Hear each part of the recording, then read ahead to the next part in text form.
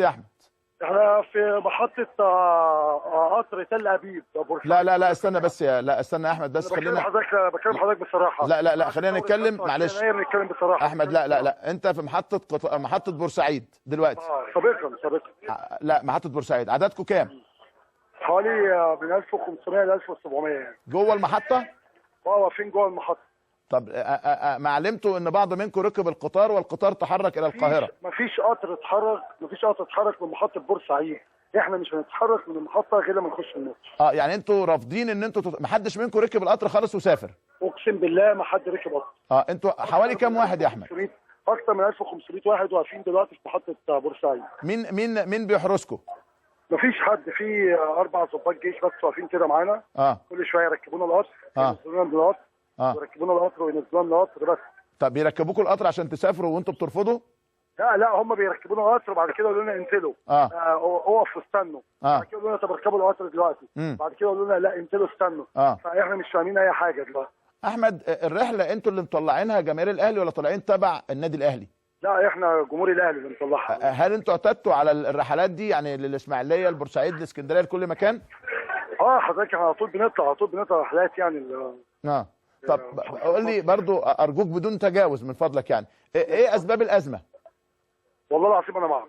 اقسم بالله احنا ما نعرف. احنا اقسم بالله زي ما بكلم حضرتك كده احنا نزلنا من المحطه لقينا ضابط جيش وضابط شرطه. قالوا لنا في 4 اتوبيسات 28 واقفين بره. كويس. اقسم بالله زي ما بكلم حضرتك. تعالوا 30 يطلعوا على الاستاد. ابتدينا نركب في الاتوبيس.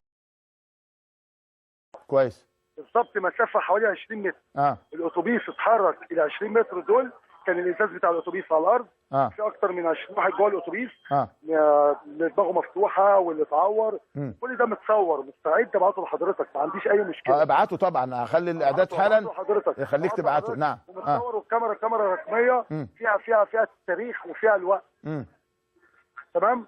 ابتدينا نجري حصل زي هرج ومرج كده الناس بقت تجري محدش عارف ايه اللي بيحصل. صوت بيتحدث من كل جهه عندنا. المحطه اتحصرت يعني. بالظبط كده زي ما كان حضرتك المحطه اتحصرت. احمد بس لقينا الطوب زاد علينا بقينا ناخد الطوب اللي بيقع علينا ونحدفه على الناس يعني. انا بتاعته حوالينا طوب. ولعتوا شماريخ ورميتوها على الناس؟ ولا ولعنا شماريخ ولا. بص يا كابتن هقول لحضرتك على حاجه. انا هجيب لك فيديوهات اقسم بالله هجيب لك فيديوهات وحضرتك تشوف. الشماريخ كانت يا احمد هقول لك الاتهامات. هقول لك الاتهامات الموجهه ليكم ان انتوا ولعتوا شماريخ كسرتوا عربيات اعتديتوا على المحلات. ماشي اللي يثبت كده. لا قول لي الحقيقه قول لي ايه اللي حصل. انا بقول لحضرتك الحقيقه. انا لو حاجه حصلت فانا هقولها لحضرتك بدون اي خوف. بدون اي خوف. ناس بتحدف طوب وناس بترد عليها بطوب. فالطوب ده ممكن يكون جه على المحلات. الطوب جه على المحلات يعني. في صاحب قهوه طلع ماسك الكراسي بتاعت القهوه بيحدفها علينا. الناس ماسكه طوب حدفته على القهوه. ده شيء طبيعي يعني. انت معلش انا لازم احمي نفسي. ولقينا طبنجات بتتضرب علينا حاجه زي بلي كده بتضرب علينا. بنبص لقينا قنابل مسيل الدموع. احنا معانا 5 قنابل مسيل الدموع ومصورين وقت بتضرب علينا. الجمهور المصري بيحدف علينا طوب والشرطه بتضربنا بقنابل مسيل الدموع. الشرطه ما بتضربكوش. الشرطه بتفرق بس. الشرطه بتحاول تفرق. لا ما حضرتك بتحاول تفرق تضرب في النص بحيث ان احنا نفترق. لا دي بتضرب في جهه. طب قول لي احمد كان عدد جماهير النادي المصري قد ايه؟ لا كانوا كتير جدا. المدينه كلها حضرتك. المدينه كلها. لا مش المدينه كلها بس ما تبقاش مبالغ في الكلام يعني. كان طب هل حسب ما سمعت انه كان في على الفيسبوك امبارح في مناوشات وفي كلام وفي هل ده عمل نوع من انواع الاستنفار والاستفزاز؟ حضرتك الكلام دوت قبل كل ماتش بيحصل. ممكن 2 يخشوا يقعدوا يتكلموا مع بعض. ده وده دي حاجه عاديه. لكن اللي انا شفته النهارده واللي احنا شفناه النهارده انا مش لاقي له اي تفسير يعني. لا يعرف التفسير. هل نزلتوا بهتافات؟ هل نزلتوا بكلام يعني؟ اقسم لك بالله من ساعه ما نزلنا من الارض حد فتح بقه بكلمه لحد ما ركبنا الاتوبيس خالص يعني. انا في مره الحقيقه لمتكم لما دخلتوا على الاستاد او بعض منكم بلاش انتوا يعني دخلوا. الحقيقه البعض اعترف وقال كنا غلطانين. كل الادله او كل الدلائل بتقول الحقيقه ان انتوا ما عملتوش اي شيء خارج عن النظام المره دي يا احمد يعني. بالظبط اقسم لك بالله. انا بقسم بالله اللي حصل زي ما انا قلت لحضرتك كده بالظبط. احنا نزلنا من المحطه نسقنا مع الشرطه ومع الجيش ابتدينا نركب الناس. لا حضرتك انا شفت منظر النهارده. الشرطه بتجري يا كابتن. الشرطه بتجري يعني انا مش عارف يعني. طب معلش ما فيش شرطه تقدر تعمل ماتشات، ايه اللي بتسوي؟ طيب احمد، هل الشرطه طلبت منكم اخلاء الاتوبيسات؟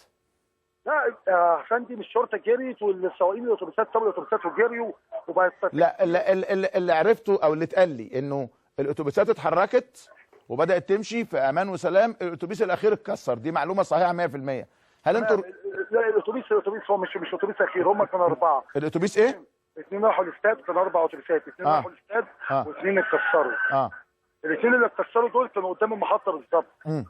الجمهور المصري بيحدف الطوب قدام الشرطه. طب الاثنين اللي مشوا دول مشوا ازاي؟ مشوا ازاي في سلامه كده يعني؟ الاثنين اللي مشوا كان معاهم مدرعتين، مدرعه امن مركزي اللي هي الزرقاء، كان معاهم مدرعتين وكان في زي تركيز عليهم لان دول اول اتوبيسين يعني. احمد، لو ما عرفتوش تدخلوا الاستاد هتعملوا ايه؟ انا بقول لحضرتك احنا سافرنا من القاهره لبورسعيد عشان نحضر ماتش الاهلي. يعني الاجراءات الامنيه منعت حضوركم؟ منعت حضورنا بناء على ايه يا كابتن؟ مفيش. لا نفترض يا حبيبي، انا تكافؤ فرص.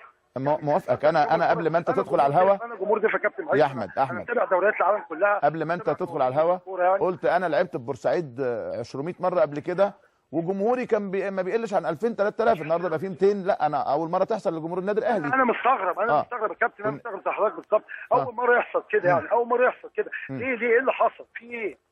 كابتن ده معركه الجمل بتتكرر يا كابتن. هل انتوا برضه بلاش تجاوزات، هل انتوا كنتوا عاملين فعلا واخدين بوستر للكابتن مسعد نور النهارده معاكم؟ بوستر وبانر ومسعد نور في ذمه الله، كل الحاجات دي كانت معانا ومتصوره. كابتن احنا ليه بيحصل يعني؟ طيب احمد، انا هستاذنك هتبعت لنا الصور دي دلوقتي، يعني فريق الاعداد وهو انا دلوقتي في محطه القطر. بس انا مستعد ان انا بمجرد ما اقعد على اي نت انا ممكن ابعت لك كل الصور وكل حاجه موثقه. شكرا احمد، ويمكن ارجع لك من جديد. الاستاذ العمري فاروق، عضو مجلس اداره